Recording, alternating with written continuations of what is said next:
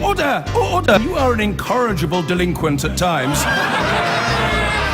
Behave yourself, man!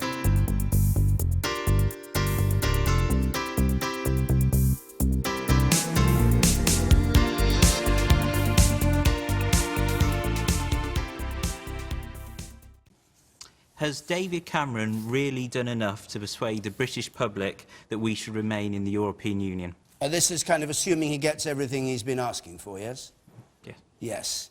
Theo Paphitis, if he wins all his points, has he done enough? Well, so far I've seen from both sides is Project Fear. From my perspective, I'm not really sure where I am at the moment, and I'm sort of reasonably well read. I've got unprecedented access to people who are in the know. I'm in business, and at the moment, I just haven't got a Scooby-Doo which side to go on. And certainly, so far, it just seems like, I hate to say this, but a big pantomime.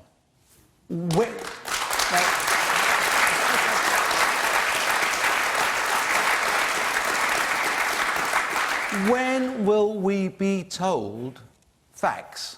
Not scaremongering that the world is flat, and if we leave the EU, we're going to fall off the edge, you know, which is some sort of things what we're hearing. Or, in fact, you know, Brexit is the best thing since sliced bread, and we're going to be ever so rich if we leave tomorrow morning, and it's going to be so much easier. The sun's going to come out, you know, we'll all be looking great and feeling happy. There's been no facts, just scaremongering from both sides. Right. So, Justine Greening, it's a pantomime, Theo says, what's going on in Brussels tonight and tomorrow. I don't think it is at all. I think the Prime Minister's out there trying to get the best possible deal for our country, which is what he should be doing. Yeah. It's potentially a deal that can see us have a much better place within Europe. And indeed, what's interesting is some of the debate tonight is going to be from other countries' leaders around the table who want some of the things that Cameron is managing to negotiate for Britain. But at the end of the day, I think it's going to be about what's in Britain's interest, how do we want to stay influential in Europe, what's the right future for us, and it's going to be up to everybody in this room, the whole of the British people, to have their say. And as you say, I don't think we've really got into the debate yet. But I think it also has to be about what we want as well as what people don't want. And I think you're right to say that we should make sure that this isn't simply about some kind of Project Fear where both sides set out the risks. I think there is no black and white solution. There's going to be pros and cons whichever side people go, whichever way our country goes. But the bottom line is we're all going to have to make our own minds up, and hopefully this time tomorrow we might have a clearer idea at least of what Britain's deal is that the Prime Minister's managed to get. But the question that Christopher Walsh asked was, even if he got all the things that he's saying he wants to get, would that be enough to persuade you, for instance, to remain in the EU? I've said I think it's the basis for a good deal, and if we can get it, I'd prefer it if we could stay in. I think in the end, for me, it's about interest and influence. Interest in terms of jobs, and influence in the sense that actually the discussions and the decisions that happen at the EU level do impact us, whether we like it or not, and I would prefer it if we could stay around that table, being able to have our say and stand up for our country. Okay.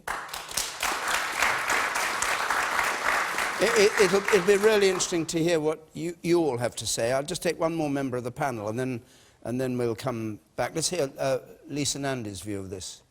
Well, I think that he'll come back with some kind of deal. I don't think it'll do enough to convince the Eurosceptics in his own party. I don't think anything could do that. But my concern is that it won't do enough to convince people in the country who are particularly concerned about jobs.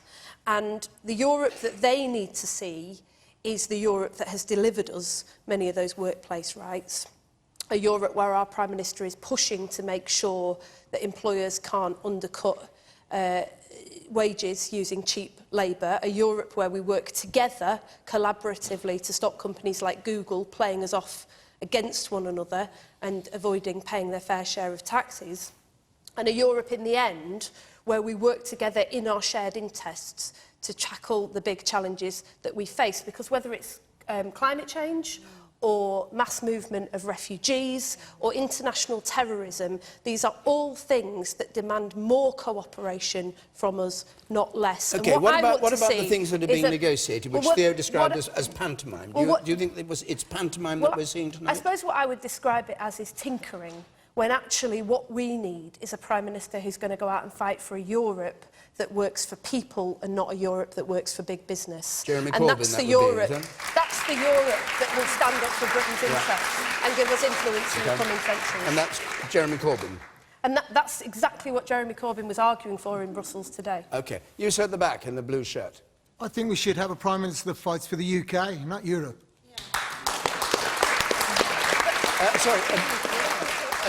Do you think David Cameron is fighting for the UK? I don't know. I'm sitting on the fence with Theo. We just don't know. Are you in the lady here in the front? Go to you.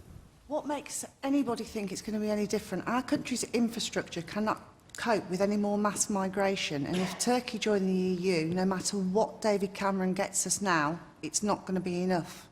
So will you vote out? Out, definitely You're out. definite out. June Sarpong, what are you? Well, I'm definitely in. I'm part of the campaign to try and keep us in. And I come at this from a different perspective. I'm not a politician. I don't run a big business like Theo. It's not all that bad, don't worry. I wish I did, but I It's not that don't. But I care about the future, and I don't want to live in the past. And I think Britain is stronger in Europe for 3 reasons. The first reason is economically. We will be poorer if we leave Europe. We will, because 3 million British jobs are linked to those that we trade with in the EU. Yes, they are. Yes, they are.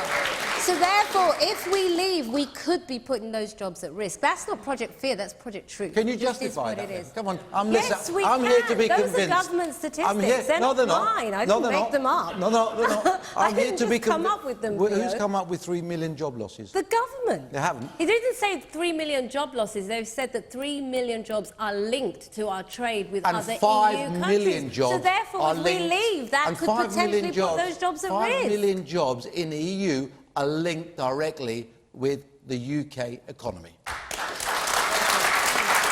Facts. And where did you get that? Facts. So where did you get that statistic from? Where does that then? get you? Where does Pardon? that come from? Well, Where does that get you? Well, basically, we need each other. It's not a case. It's not a case. If we leave, they're going to say they're going to flood the Channel Tunnel and say, well, you can't deal with us anymore. They But need why us would- more but than Theo, we need why them. would we? No, they don't. Why would we want to leave a leadership position in the biggest trading bloc in the world? Why would we do that? And why would Because we want to limit the chances the biggest trading bloc for in the our world. younger generation? Have you seen the decline of the EU GDP figures? Still, 50% of our foreign direct investment comes from Europe, Theo. You've got to realise. So you're a businessman, Theo. You're a businessman. I do, You and I wouldn't- know the a very good and I know the true businessman. figures. The fact remains, the EU is the only trading bloc that's declining, while the rest of the world is But actually while growing. it still accounts Okay, for that's half, the no, figure. but while it still accounts for half of our trading, Okay, it John. makes sense for us to stay there. John Nicholson. I feel a bit rude interrupting. Sorry, sorry, John. Look, we should be clear about what we're getting and what we're not getting. What we're not getting is a treaty change. So anything the Prime Minister comes back with can be rejected by the European Parliament. So we can go into this referendum and vote on something which the European Parliament can then reject. It's important to recognise that. But can the Council of Ministers not override the European Parliament? in the Possibly. Yeah. end? More likely than not, I think. But still, we're voting for something which could then change subsequently.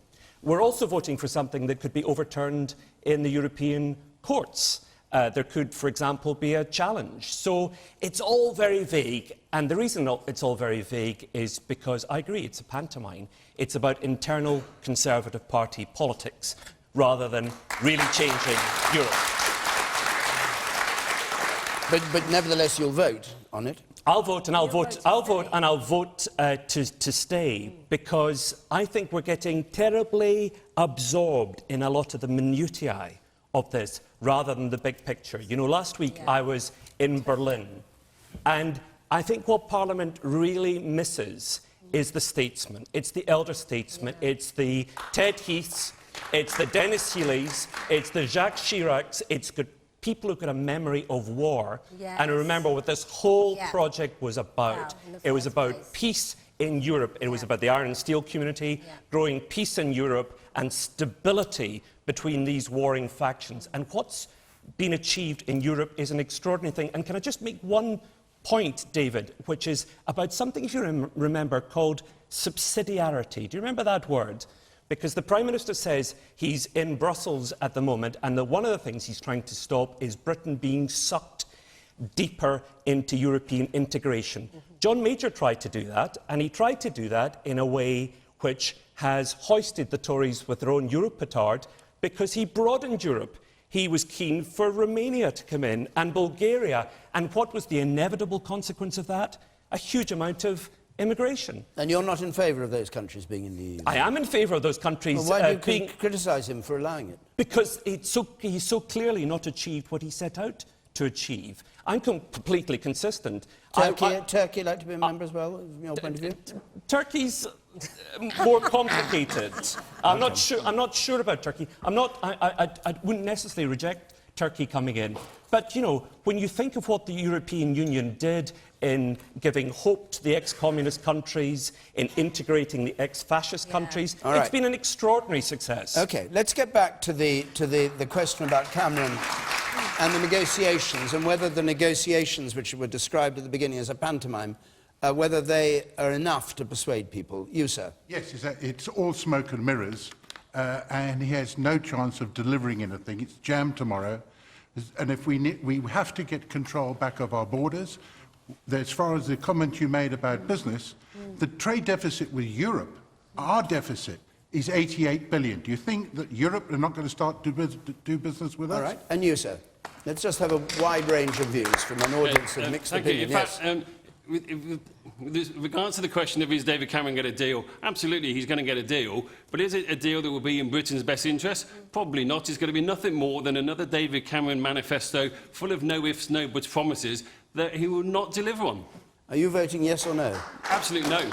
Absolutely no, regardless of what he does? Absolutely. OK. Anybody want to vote yes, regardless of what happens on this? You say in the pink there. Isn't the bottom line here sovereignty and the UK being in control of its own destiny? And its own currency as well. OK. And you, sir, the man there in the turquoise shirt with a short-sleeved shirt on, if that identifies The Prime Minister gave an interview today where he said he was battling for Britain. By the weekend, we might find out that he's buckled for Britain. Yes, you say in the middle there. Yeah, just to take the gentleman on the left there point, he said that Europe was established to stop war. It wasn't. It was established as a European Free Trade Association. And that's what we voted for. Now, and if I may, you said you were in Berlin. I think that people in Berlin, or at least their leader, needs reminding when she keeps telling this about preventing war. Their country started the last two wars. Lisa Nandy. So I would just say to the gentleman there that I really do disagree with you that the EU was established to make war not only unthinkable but materially impossible. And I think on that basis it has been a real success. And I just wanted to take on this point that a number of people in the audience have mentioned about sovereignty. It's absolutely right to recognise that we need more democratic control within the EU. But surely nobody would think in today's world that we will have more control over the major issues that affect us, like trade and jobs, like climate change, like international terrorism, by turning our back on the EU. We need more cooperation, and we need to be right at the heart of Europe so that we can make sure that Britain is shaping the nature of that cooperation and not being dragged into it on someone else's terms. So, Justine Greening. Well,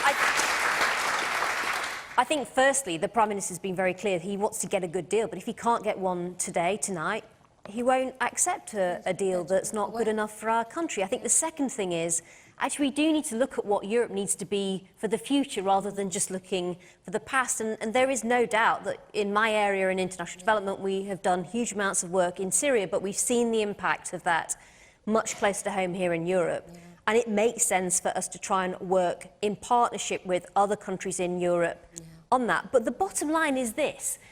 we've had question times over the years, we've had debates over the years. What's different now is we're all going to get to have our say for the first time ever. So whether or not you think the PM's going to get a good deal, whether or not you think he is, the bottom line is we get to decide as a country, and surely that is something we should be able to agree on, is a massive step forward, and it is the right thing that after all these years, people here in our country get to have their say.